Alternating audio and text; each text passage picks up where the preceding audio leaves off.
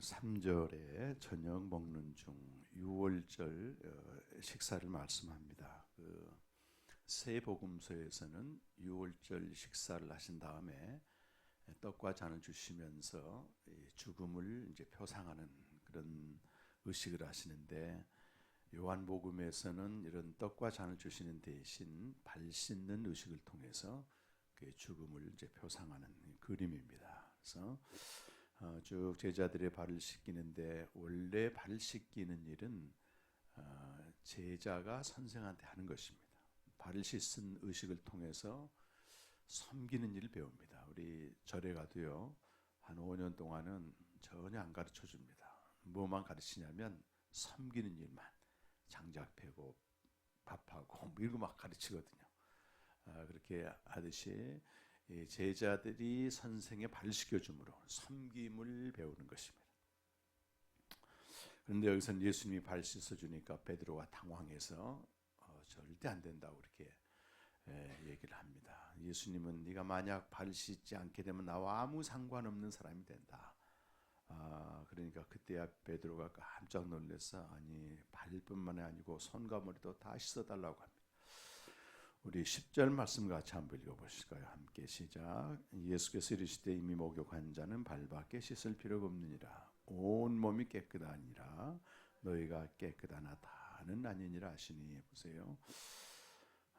이미 목욕한 자는 씻을 필요가 없느니라. 원래 이렇게 번역해야 맞습니다. 발밖에라고 하는 당시 문화를 배경으로 넣었는데, 우리 이 말씀을 자칫 잘못 받아들이면 목욕도 하고 발도 씻는다, 그렇게들 많이 알고 있습니다.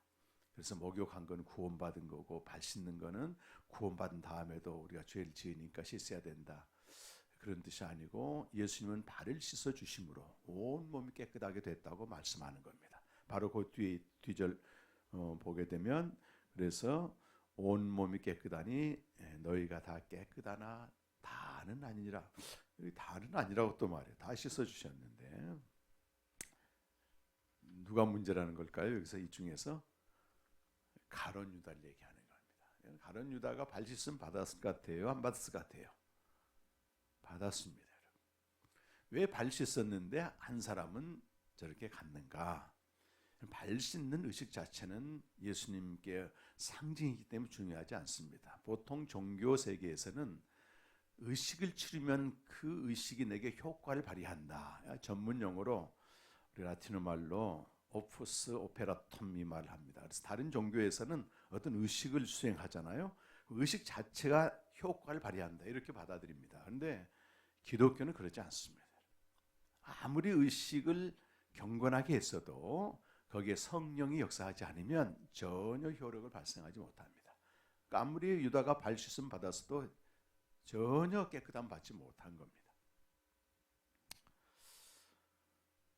행해진 행위로, 그래서 우리가 세례도 하고 어제 성만찬도 했지만 의식 자체가 효력을 발생하지 않습니다.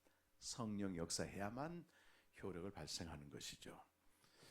그래서 이런 행위 자체는 가장 중요한 게 본질이 말씀이라고 하는 것입니다. 자, 요한복음 15장 3절에 보시면, 너희는 내가 일러준 말로 이미 깨끗하게 되었다. 말씀으로 깨끗하게 되었다. 이 성경 곳곳에 나오죠. 에베소 5장 26절에도 이는 곧 물로 씻어 말씀으로 깨끗하게 하셨다. 말씀으로 죄 사함을 받고 생명을 얻는다는 것입니다. 발 씻김은 예수님의 죽음을 표상하는 그 의식입니다. 예수님이 이렇게 발 씻김을 하신 다음에 이제 우리에게, 제자들에게 말씀하죠. 너희도 이와 같이 하라. 내가 주와 선생이 되어서 너희를 위해 죽어 주었으니 너희도 서로 목숨을 내어 주기까지 사랑하라, 이런 말입니다. 제일 불편하고 안 되는 게 사랑이에요, 여러분. 저도 평생의 숙제, 지금도 숙제입니다. 어떻게 사랑하라는 거예요? 요한일서 3장 14절 말씀 보면, 그가 우리를 위하여 자기 목숨을 버리셨으니 이로써 우리가 사랑을 알고 너희도 형제를 위하여 목숨을 버리는 게 마땅하다. 마땅한데 안 되는 게 제일 어렵습니다. 바리새인들은 웬만한 율법을 다 지켰습니다. 자기처럼 안 지킨 사람 판단했단 말이에요. 근데 바리새인들이 할 수 없는 유일한 한 가지가 사랑입니다. 그러니까 사랑을 안 하고 판단하죠. 지적하고. 이게 뭘 말하겠습니까, 여러분? 인간이 아무리 윤리적으로 도덕적으로 완전해도 사랑은 만들어낼 수가 없는 존재다. 사랑은 누구에게 속했습니까, 여러분? 하나님께만 속했습니다. 하나님께 속했을 때만. 그러니까 하나님, 예수님이 날 위해서 목숨을 버리신 그 사랑을 알 때, 그때 우리는 영생을 얻게 되고 하나님께 속한 자가 되는 것입니다. 인간에게 두 가지 존재 질문이 있습니다. 하나는 창세기 3장 9절 회오야유 네가 어디 있느냐. 우리 개인에 대한 질문이죠. 하나님 품을 떠난 이들에게 하나님이 첫 번째 던진 메시지가 네가 어디 있느냐. 하나님 품을 떠난 우리에게 하는 말입니다. 두 번째 존재 질문은 창세기 4장 9절 Where is your brother? 형제가 어디 있느냐. 마틴 부버는 인간과 공존하는 인간으로서 우리는 하나님 앞에 서 있다 이런 말합니다. 가인이 아벨을 죽인 다음에 그 얘기한 거. Where is your brother Abel? 네 형제 아벨이 어디 있느냐. 가인이 뭐라고 대답합니까, 여러분? Am I brother keeper? 내가 형제를 지키는 자입니까? 성경은 가인이 이런 대답을 하는 것을 요한일서 3장 12절에서는 가인은 악한 자에게 속하여 형제를 죽였다 말합니다. 우리가 악한 자에 속하면 영적으로 Am I brother keeper? 내가 형제를 지키는 자입니까? 하나님께 속한 자는 형제를 지키는 자입니다. 맞아, 너는 형제를 지키는 자야. 우리는 인간과 공존하는 인간으로서 둘 중에 하나입니다. 하나님의 속하여 형제를 지키는 자인가? 악한 자의 속하여 형제를 미워하고 나를 위해서 이용하는가? 나를 위해서 이용하면 존재물이 돼서 마틴 부부가 말하는 나와 그것이 되는 겁니다. 인간과 공존하는 인간은 나와 너가 되는 것입니다. 최고의 계명이에요. 제가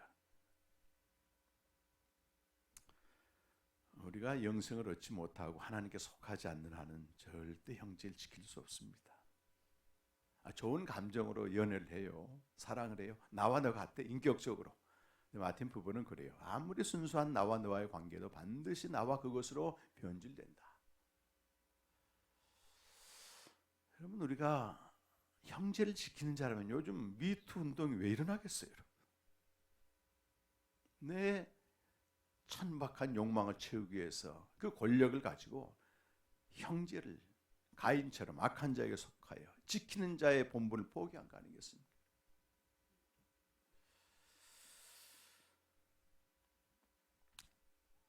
나의 필요를 채우는 대상이나 욕망을 채우는 대상으로 될 수밖에 없습니다. 제가 조금 철이 들어가기 시작한 게 제 인생과 목회 사역을 돌아보니까 저는 형제를 지키는 자가 아니었더라고요. 미워하거나 죽이진 않았지만 이들 통해서 나의 유익을 얻게 되고 나의 필요를 채우게 되고 목숨을 내주게 사랑한다 아니었습니다.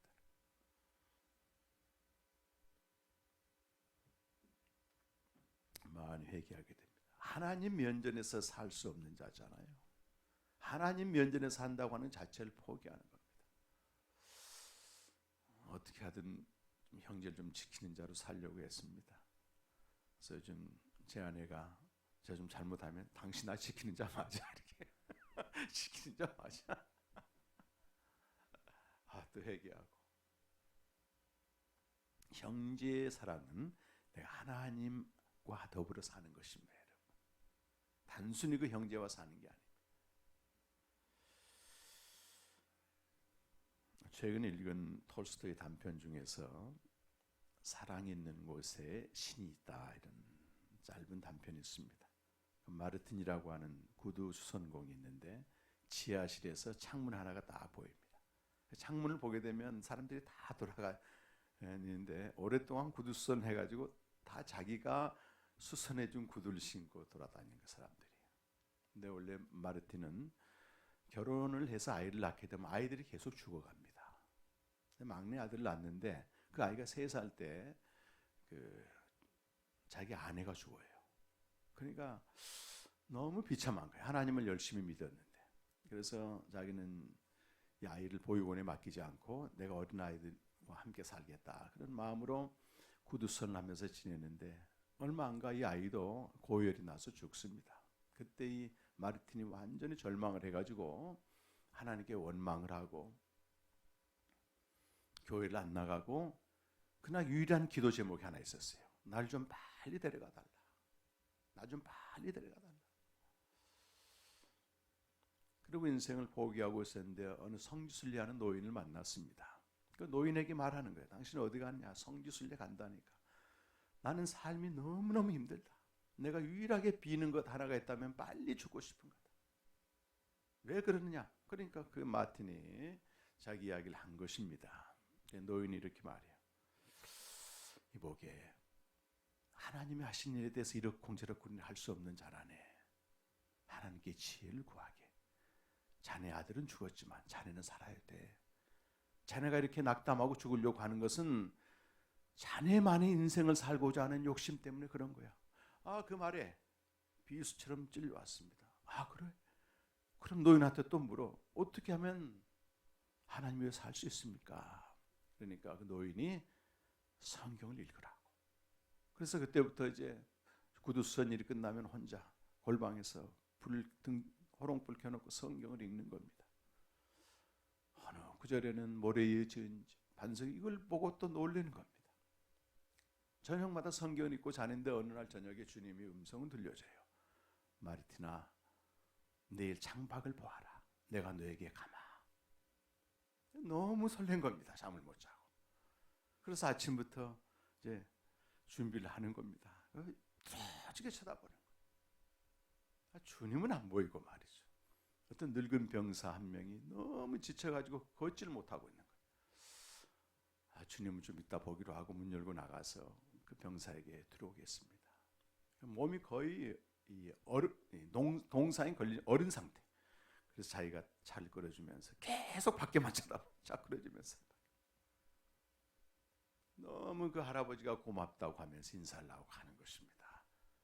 한참 봤는데 또 계속 예수님을 쳐다보고 있는데 안 보이는 거예요. 어떤 젊은 엄마가 비쩍 말라는데 갓난 아이를 안고 있는데 아주 비참하게 보여서 또 들어오겠습니다. 얘기를 들어보니까 너무 가난해서 자기 남편이 전쟁 나가서 죽었는데 이 젖을 먹일 수가 없는 거예요. 그래서 남의 집 가서 애도 봐주고 했는데도 방법이 없어. 이제 곧 죽게 생겼다 얘기를 하니까 자기가 먹으려고 끓여놓은 죽을 이렇게 줘가지고 하니까 그 젊은 엄마가 너무너무 고맙다는 거예요. 절을 하고 이제 나갔습니다. 그것도 예수님만 쳐다보고 있는 거 어디가 어디 오나. 그랬더니 할머니하고 어떤 아이가 싸우고 있는 거예요. 할머니의 그 자루 속에 있는 사과를 그 어린아이가 뺏어가지고 도망가는데 할머니가 붙잡아가지고 그냥 야단을 치고 있는데 자기가 보니까 너무 안쓰러워서 나가서 도대체 무슨 일 들어봤더니 그런 일이 벌어진 거예요. 할머니한테 이 어린아이가 가져간 사과값 내가 줄 테니까 그러지 마시라고. 근데 저런 놈은 벌을 받아야 된다고 할머니가 야단을 치니까 할머니, 만약 저 아이가 저런 죄로 벌 받는다면 우리는 하나님께 얼마나 큰 벌을 받겠습니까? 그러면서 할머니는 설득을 하네. 이 할머니가 어떤 사람이냐면 너무 또 가난한 손주들이 기다리고 있는 거예요. 그거 팔아가지고 겨우 연명하는데. 그런 얘기를 나누고 하나님 얘기를 하면서 이 할머니와 이 어린아이가 화해를 하는 겁니다. 그러고 들어왔어요. 또 계속 주님을 쳐다보는데 주님이 안 오시는 거예요. 너무 실망스러워서 이렇게 저녁에 성경을 읽으려고 하는데 음성이 들려. 먼저 이렇게 기도했습니다. 주님 왜 오신다고 했는데 안 오셨습니까? 그랬더니 예수님이 나타나신 겁니다. 너는 나를 알아보지 못했어. 이렇게. 아니 언제 오셨어요? 아까 그가 나야. 그 순간 캄캄한 어둠 속에 있던 한 사람이 나오는 겁니다. 그 늙은 병사가 나와서 환하게 미소 주고 가는. 또 잠깐 있으니까 어두운 구석에서 그 갓난아이를 아는 그 여인이 환하게 웃으면서 가는 겁니다. 그것도 나야, 예수님 말씀하시는. 이 짧은 단편이지만 그 세 번째 그 사람도 마찬가지죠. 그들이 화해하면서 환하게 웃고 하는 모습을 딱 비춰주는데 예수님이 그것도 나야. 그때 깨닫습니다. 아, 지극히 작은 자의 한 것이 나에게 한 것이다. 제가 이 너무 평범한 글 같지만 너무 제 가슴에 울림이 있어서요. 거기다 제 카톡 대문에다 써놨습니다. 내가 너에게 가겠다. 우리가 사회생활하고 사람 만나는 건 바로 그겁니다, 여러분. 주님이 내게 오시는 겁니다. 우리가 없는 것으로 그들 섬기라고 하지 않습니다. 주님은 내가 할 수 있는 것으로. 뭐 대단한 거 아니잖아요. 그 구두수 성공이 한 것은 그냥 자기가 마시던 차 끓여주고, 자기가 먹던 밥 내어주고, 자기가 알고 있는 신앙적인 지식으로 권면해서 그들 화해시키는, 매일매일. 그래서 우리는 주님을 만납니다. 그래서 어느 영성가 그랬어요. 난 하나님을 모르겠다. 이런 사람들을 사랑을 해보면 하나님을 경험한다. 영성가 말이 아니고 요한일서 4장 16절 말씀에 너희가 내가 준 사랑으로 사랑하면 하나님이 너희 안에 계신 것을 너희가 알 것이니라. 나를 위해 살게 되면 부득불 형제를 지키는 자가 아니고 죽이는 자입니다. 그런 짐승 같은 세상 속에 우리가 나가는 거잖아요. 지금 사람들은 자기가 손해당하고 평소에는 너무 천사 같아도 이해관계 문제가 딱 생기게 되면 눈에 불을 킵니다. 이게 세상입니다.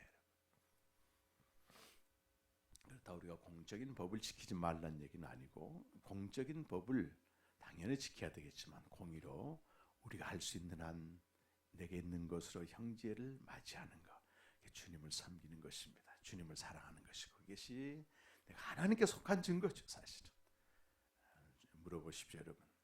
형제를 지키는 자로 사는가? 형제를 통해서 나의 필요를 채우는가? 저도 부끄럽지만 회개기도 하고 우리 모두 회개하면서 내게 오늘 만나는 자, 오늘 주님 그러실 거예요. 내가 너에게 가리라. 맞습니다, 여러분. 우리는 그분을 몰라보지만 주님은 우리를 아신다는 것. 지극히 작은 자에게 한 것이 주님께 하는 것입니다. 한 달 동안 이 봄이 됐습니다. 이제 부활의 생명 어제 말씀 나눴지만 이것이 영원한 삶이거든요. 영혼을 위한 준비하는 삶이 사랑하는 삶입니다. 그래서 만약 너희가 형제를 사랑하면 너희가 사망에서 생명으로 옮긴 줄 안다. 하나님께 속한 자임을 안다. 가장 가까이 있는 여러분의 아내, 남편, 자녀부터 지키는 자가 되십시오, 여러분. 거기서부터 시작합니다, 여러분. 기도하십시다.